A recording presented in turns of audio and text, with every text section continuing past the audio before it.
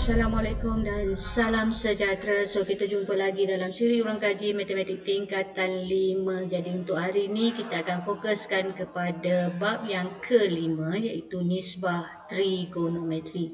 Jadi kita akan tengok penyelesaian bagi beberapa soalan yang melibatkan nisbah trigonometri. Okey. So sebagai contoh soalan yang pertama, okay, kita diminta untuk menentukan atau mencari nilai sin X, cos X dan juga tangent X. Okay, so diberi pada kita satu gambar rajah. Okay, diminta kita untuk mencari sin, cos dan tangent bagi gambar rajah tersebut. Jadi apa yang kita buat, lebih senang untuk kita labelkan gambar rajah tersebut. Okay, diberi dua sisi. Kita ada sisi AC 25, BC 24. Tapi sisi AB kita tak tahu. Jadi kita boleh menentukan sisi AB dengan menggunakan teorem Pythagoras. Okay. So untuk mencari sisi AB, AB ni pendek. Jadi hypotenuse kena tolak sisi yang satu lagi. Okay, untuk mendapatkan sisi AB. Jadi AB bersamaan dengan punca kuasa 2, AC kuasa 2 tolak BC kuasa 2. Okay. Dua sisi yang kita tahu. Jadi 25 tolak dengan 25 kuasa 2 tolak 24 kuasa 2. Kita ambil punca kuasa, kita akan dapat 7. Jadi panjang AB ialah 7. Okey, untuk menentukan atau mencari sin X, so sin X kita tengok kedudukan X ini. Okey, kedudukan X ni, sudut X ini berada pada bucu ataupun titik A. Kita tengok yang bertentang dengan sudut X itu kita letakkan sebagai T. T itu ialah tentang, bertentangan. Okey, garis BC. Yang bersebelahan, yang sebelah dengan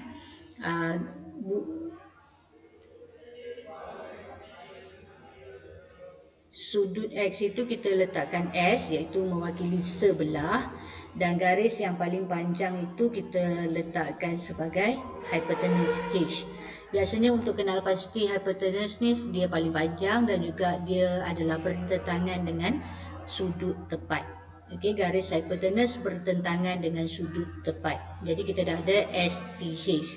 Okey, untuk mencari sin, sin ialah bertentang per hypotenuse. Sin bertentang per hypotenuse.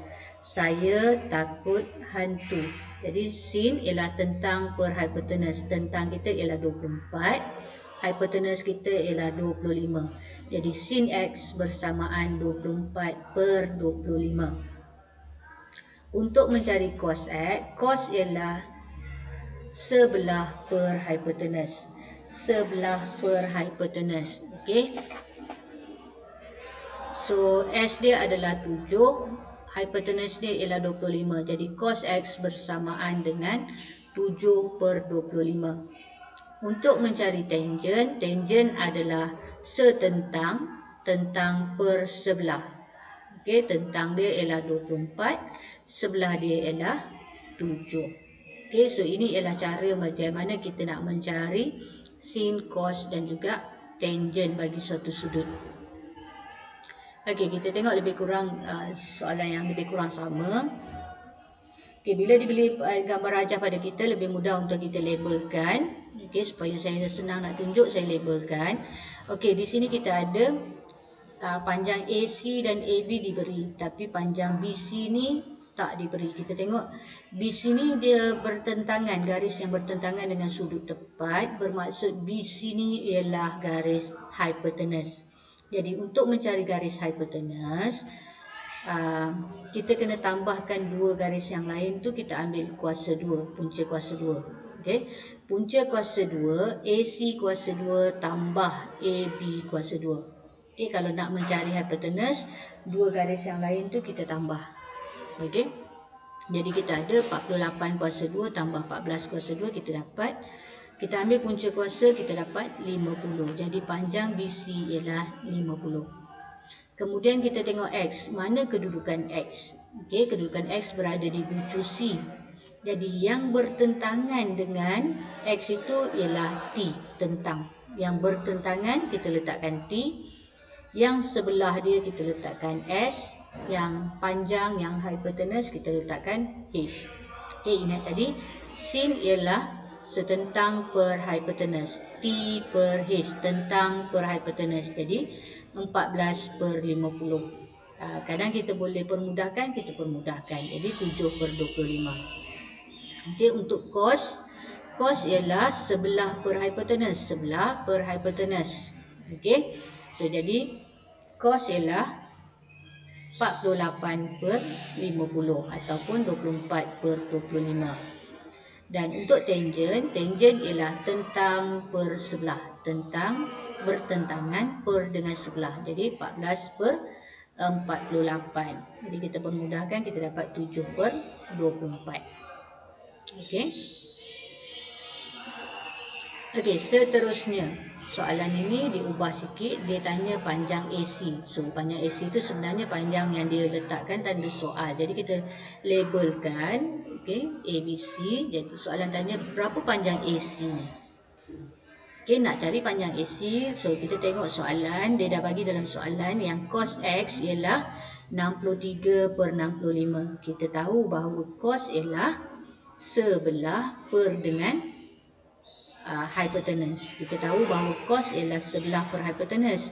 Jadi 63 ni ialah sebelah, ini ialah sudut X. Jadi yang sebelah dia ialah 63, H dia, hypotenuse dia ialah 65. Jadi yang bertentangan ni ialah T, sebelah dia, dan juga hypotenuse. Jadi sebelah tu ialah 63, hypotenuse dia 65. Jadi berapa nilai T? Okay, nak cari nilai T, kita gunakan teorem Pythagoras. Okay, kita ada garis hypotenuse, kita ada satu garis sisi AB. So yang satu ni ialah AC yang pendek. Jadi bila kita ada hypotenuse, kita nak cari sisi yang satu lagi, kita kena tolak. Okay, so AC sama dengan punca kuasa 2, BC kuasa 2 tolak AC, AB kuasa 2. Jadi 65 kuasa 2 tolak 63 kuasa 2, kita akan dapat 16. Jadi panjang AC ialah 16. Okey, ini dia gabungkan dua segitiga dalam satu soalan. Okey, diberi sin X ialah 5 per 13. Cari panjang BC. Okey, dia nak panjang BC ni berapa? Okey, daripada maklumat yang diberi, sin X ialah 5 per 13. So, kita tengok ini ialah kedudukan X. X ini berada pada bucu A. Kita tahu bahawa sin ialah setentang per hypotenuse. Tentang per hypotenuse bermaksud tentang bagi sudut X ialah CD, hypotenuse dia ialah AD. Jadi bila dia bagi kat sini 5 dengan 13 ini bermaksud panjang CD ialah 5 dan panjang AD ialah 13.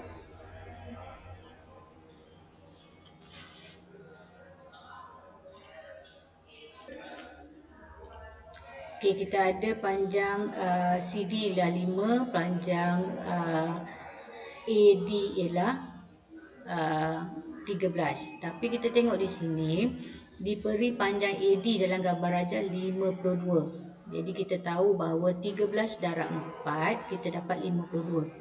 Okey, ni dia dah kecilkan nisbah, guna nisbah. Jadi dia dapat 13. Jadi 13 darab 4 kita dapat panjang sebenar dia ialah 52. Jadi bila panjang AD ni kita darab 4, panjang CD ni juga kita perlu darab 4. Jadi 5 darab dengan 4 kita dapat 20. Jadi sebenarnya panjang CD ni ialah 20. Okey, berapa panjang AC? So nak cari panjang AC kita guna teorem Pythagoras. AC sama dengan AD kuasa 2 tolak dengan CD kuasa 2. Jadi kita ada 52 kuasa 2 tolak dengan 20 kuasa 2, kita dapat 48. 48 ini ialah panjang AC. Sekarang soalan nak panjang BC. So nak cari panjang BC, kita ambil 48 tolak dengan panjang AB 19. Jadi kita dapat 29. Okey, satu lagi contoh. Ini digabungkan dua segitiga juga tapi kedudukan dia berbeza. Diberi dua maklumat di sini iaitu sin X sama dengan 3/8, cos Y sama dengan 5/9. Jadi sin X, so kita tengok kedudukan sin X di sini ya. Sudut X berada di bucu E. Jadi untuk sin dia adalah 3/8.